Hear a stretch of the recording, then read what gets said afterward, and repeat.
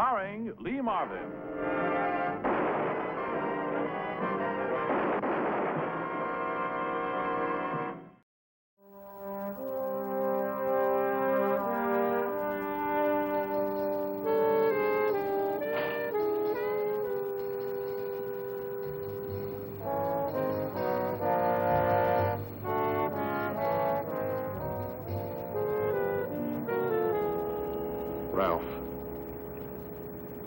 Ralph, tomorrow's a new year. But let's bury the hatchet and stop acting like children. I'll shake hands if you will.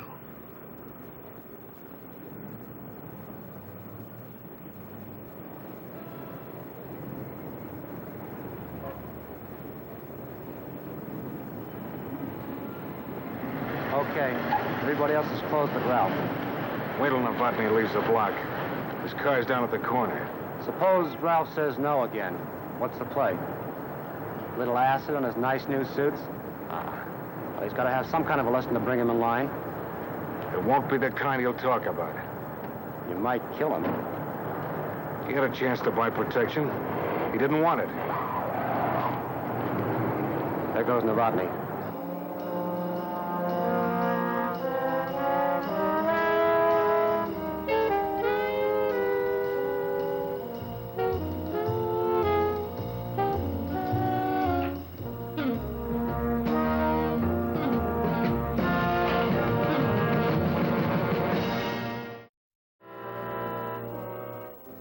One night, about 15 months after the slaying of storekeeper Ralph Orville, I was attending a farewell dinner for Captain Clint MacArthur of Homicide. My name is Frank Ballinger, Detective Lieutenant, M Squad, a special detail of the Chicago Police. Along with Captain Gray and the brass of a few other divisions, I was honoring a great police officer. After 35 years of service, Clint was retiring. You know, you don't move fast enough or think fast enough at my age. No. It's all right for other people, but not for a cop. It starts you thinking about the night that you got to make sure never comes. The night when one of your men lies on a slab in the morgue because you weren't fast enough. Or the night when fear of it drives you into being too fast with an innocent man. I heard one the other day that I think you'll like.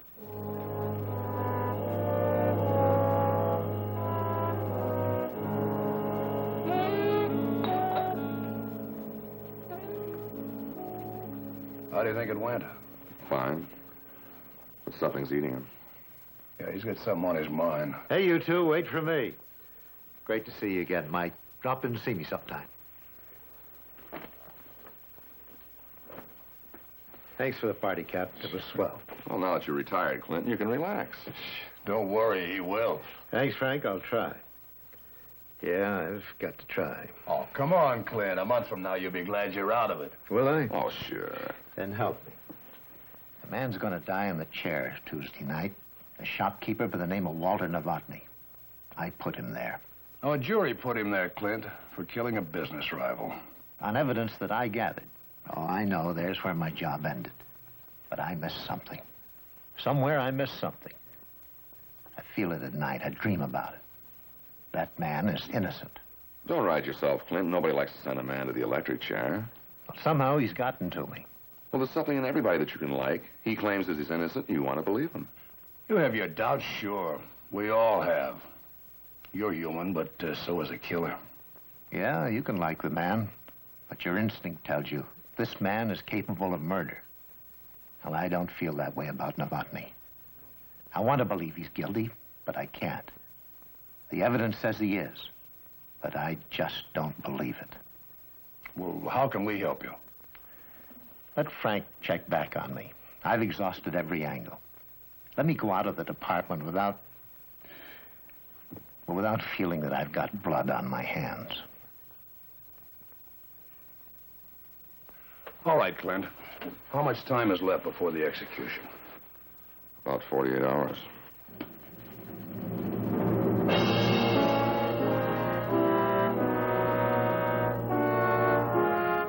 In the morning, I checked all police records and the transcript of Novotny's trial. The jury hadn't shared Clint's doubts. They'd returned a verdict of guilty after less than 2 hours' deliberation. The two shopkeepers had quarreled, and Novotny had been heard threatening the dead man on several occasions. It was a case of circumstantial evidence supported by the testimony of an eyewitness, a prominent woman. But I wanted to see him first, to measure him. I wanted the story from his own lips. So I phoned the warden at the prison, and he set up an interview for me in the death house.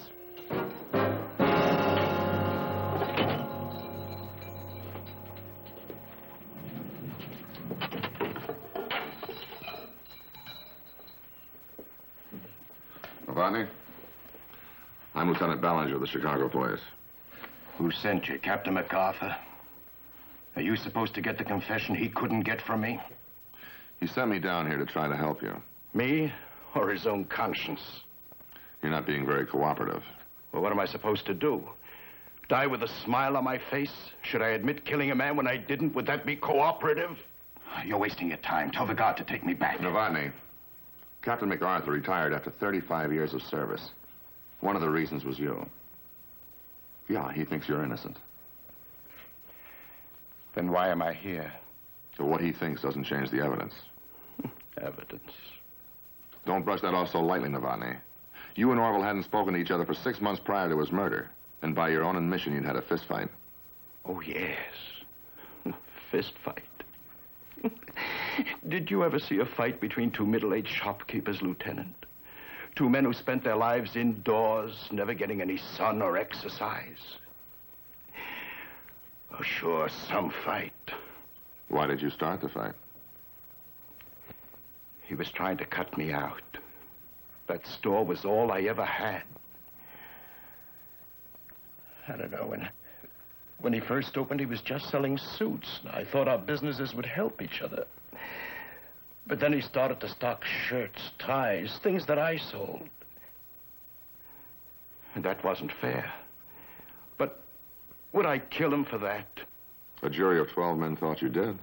What kind of men, Lieutenant? Men like me? I'm a lonely man, no family. The store, that was my life. Tell me about New Year's Eve.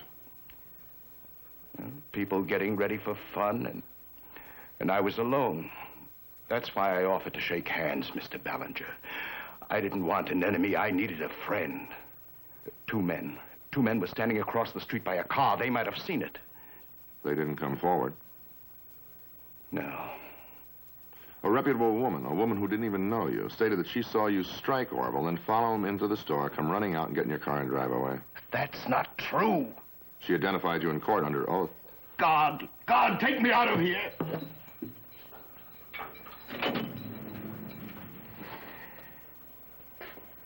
Do you go to church, Lieutenant?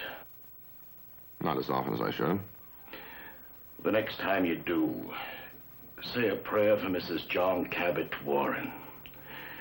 Because I swear by all that's holy, that woman lied.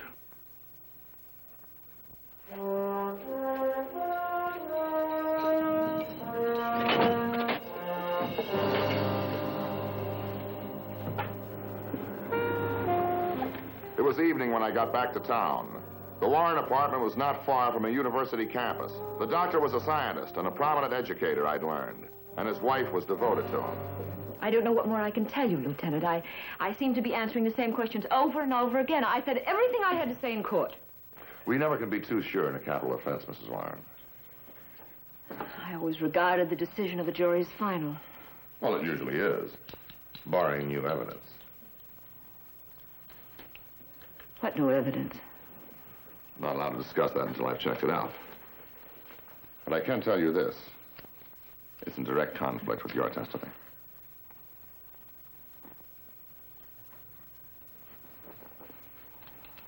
Are you accusing me of perjury? Of course not. Let's just say that I'm suggesting the possibility of a mistake. There was no mistake. I saw Walter Novotny that New Year's Eve, and I told what I saw him do in court. Now, what more do you want me to say? But you didn't see him kill Orville. How could I? I couldn't see into the store. I was parked on the other side of the street. Then you had no idea that a crime had been committed when he came running out of the store. No, I just saw a man running. I thought maybe it was a holdup. Well, why didn't you notify the police? You waited 2 days until January 2nd when they found the body. There was no alarm or anything. I thought maybe I'd made a mistake. After all, a man in a hurry on New Year's Eve. I was late for a party myself. Well, I thought you said you were sitting in a parked car. My purse fell off of the seat onto the floor, and I stopped to pick it up. Was Dr. Warren with you? No, he was in California discussing the presidency of a new university. He's there now, finalizing it. Can't you see why I want this over and forgotten? Well, you don't have long to wait. Novotny dies tomorrow night. You knew that, didn't you?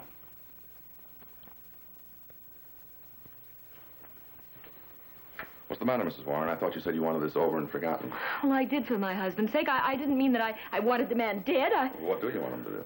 Be tucked away in a cell someplace? For the rest of his life while you hope for some miracle to save him? Well, nothing's going to save him unless you change your testament. I can't. I told the truth. I hope so. Well, I did. Then you can rest easy, Mrs. Warren. You did your civic duty. The law took over, now the state's going to execute him.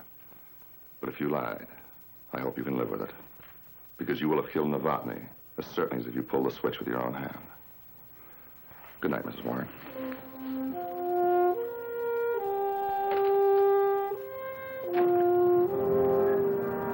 When I got off duty, I went home, but I couldn't sleep.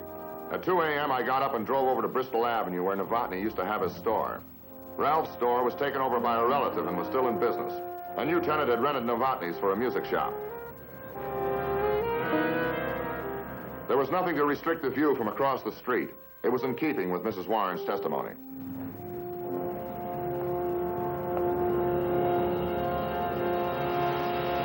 Hold it, mister. Get your hands high and freeze.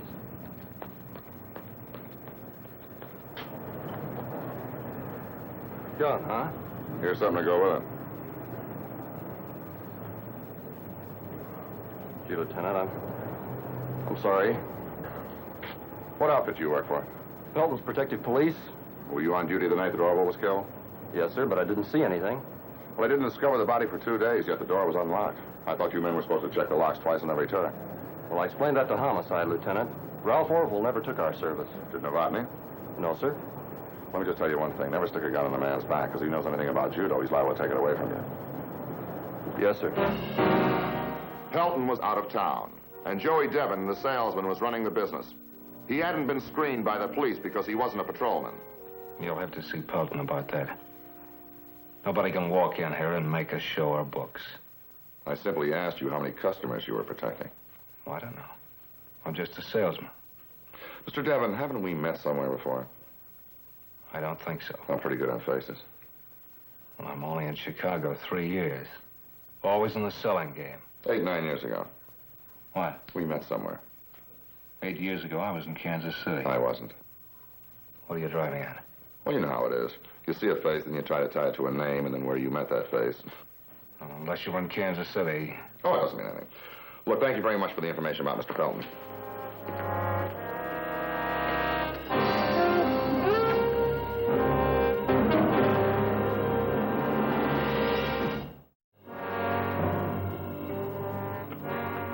Yeah, he's here. Sure an early bird. You just don't go to bed. Hey, Frank. Frank. Frank. Here. Oh, hi. What's this I hear about you giving R&I a bad time last night from 4 to 6 a.m.? Last night? Yeah, you had him going nuts looking for a face. Phone calls to Kansas City. Yeah, I was way out in left field trying to figure out where I knew some hood 8 years ago. I'm warm, but the pieces just don't fit together. Well, by the way, did you get a rundown on Rex Pelton? Private police? Sure. You sure he's okay? Well, I can vouch for Pelton, Frank. He's licensed. So are all his patrolmen. He only hires men who've passed civil service. Either they're waiting or they didn't make the force. Well, take a look at this. 8 years ago, he started out with 4 men. Then only 2 years ago, he had 9 men. Look how many he has now. 21? Yeah, with a lot of stiff competition from other outfits, you know, protection agencies. What's all this got to do with Novotny? I don't know. But what's Pelton doing hiring a hood like Joey Devon? Huh? I think I want to talk to him. Oh, by the way, can you get me a rundown on Mrs. Warren? Oh, we did that long ago. She's got no record. Well, let's try the civil files then, you know, birth certificates, marriage license, anything like that. I want to know everything about her from the day she was born. You think she was lying? I don't know. All I know is that Novotny goes tonight.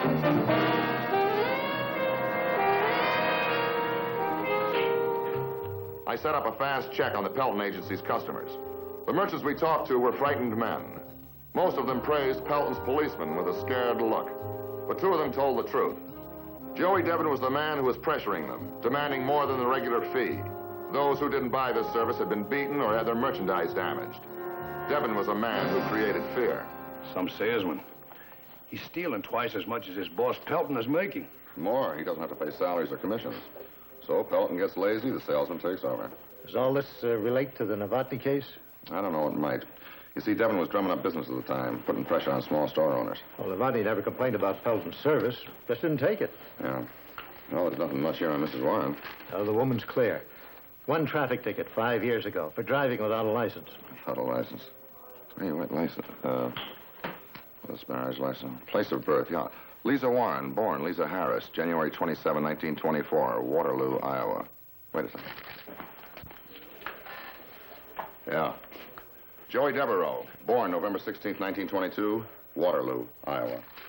Both from the same town. Yeah. A couple of years difference in their age. For a town that size, they must have known each other. Torpedo and Dr. Warren's wife? But she wasn't always Mrs. Warren. And Devon wasn't born a torpedo. I'm gonna have him in.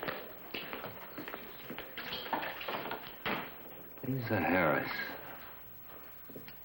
Lisa Warren? Oh, I never heard of her. Who is she? You see, I left that town in 43 to go into the Army. Never went back. Devon, would you mind standing up and turning around? I want to see what you're carrying. You can't frisk me. Man with your record. Don't be silly.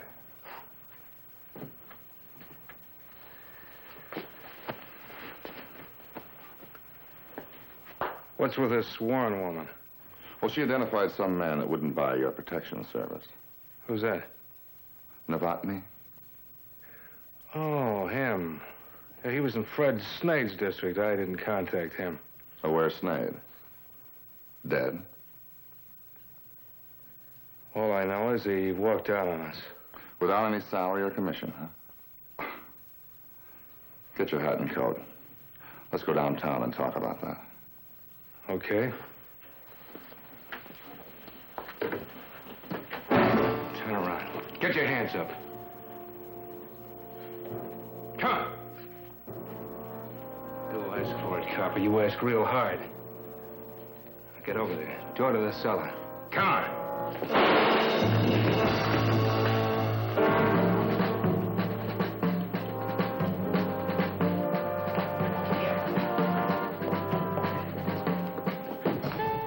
Devon preferred a cell to talking.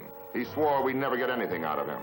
But he'd shown fear at the mention of Mrs. Warren's name and Snade's death. So I went to see the woman again.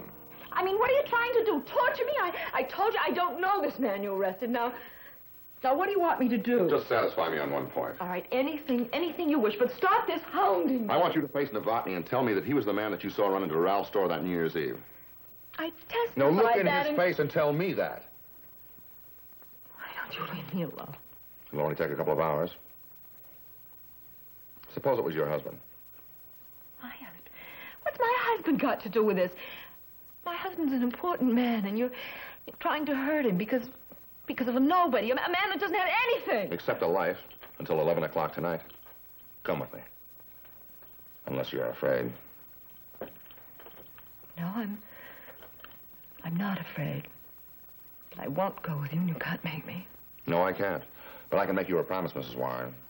If you don't come with me, I'm going to turn your life upside down from the day you were born. Lieutenant, I don't know what good it'll do, but I'll go with you. What is it, Lieutenant? Why is she here?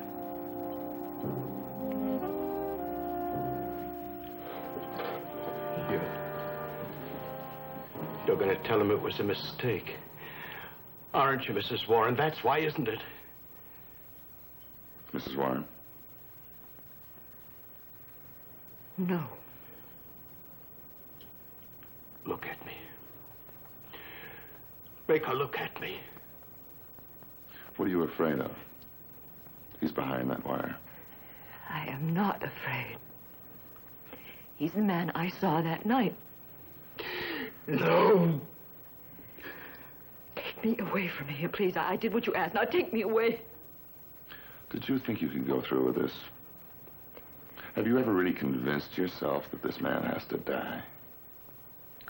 Oh, no. Of course I am. Whatever your reason was for going this far, it's still not too late. But no one saw him kill. I was so sure with this doubt that his sentence would be commuted. There's to be no reprieve. Your testimony put him here.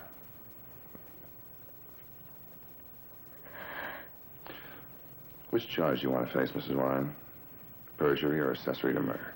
What difference does it make now? I didn't want to hurt my husband.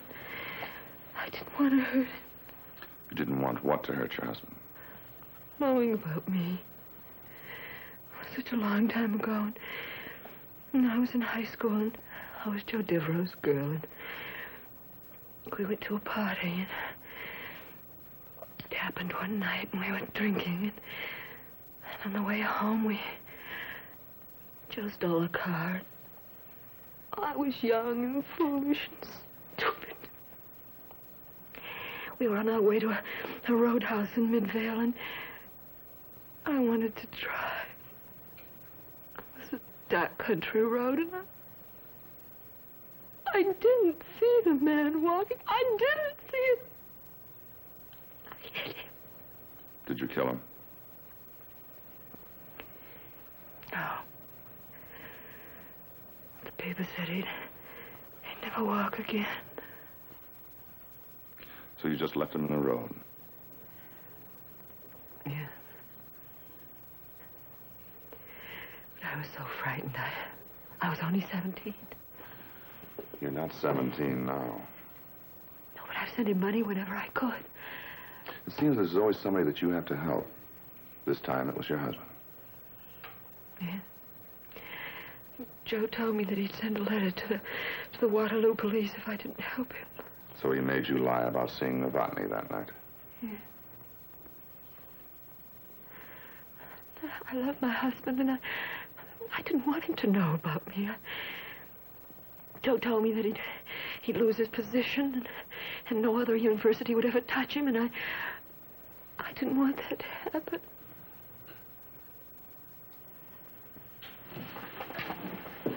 I'll help you now. I'll tell you anything you want to know if you'll just help me because of my husband. What you've done, nobody's going to blame your husband for that. Talk to me, please. I told the truth. I wouldn't have let you die. I wouldn't. I'm sorry for you, Mrs. Warren.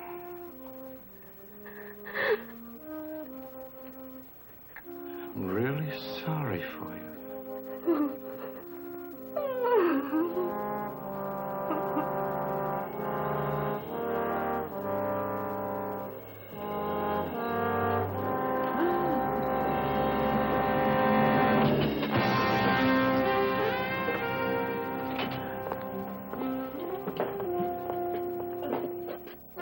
It took several days for the necessary papers to come through. I wanted Clint to take them to the prison personally, but he was ill. The credit belonged to Clint, and I made Novotny realize that he had a real friend there. It didn't take long before Novotny was replaced by Joey Devon in that cell block. Mrs. Warren drew a stiff sentence for her part. As for Novotny, he opened a new store. I dropped by the other day to buy a shirt. Clint was there buying a necktie.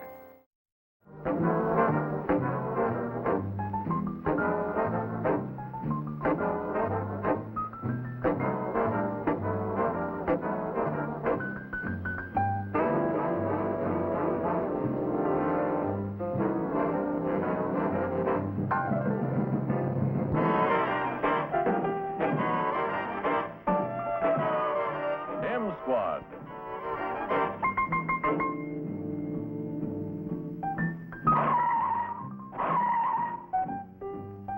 Starring Lee Marvin.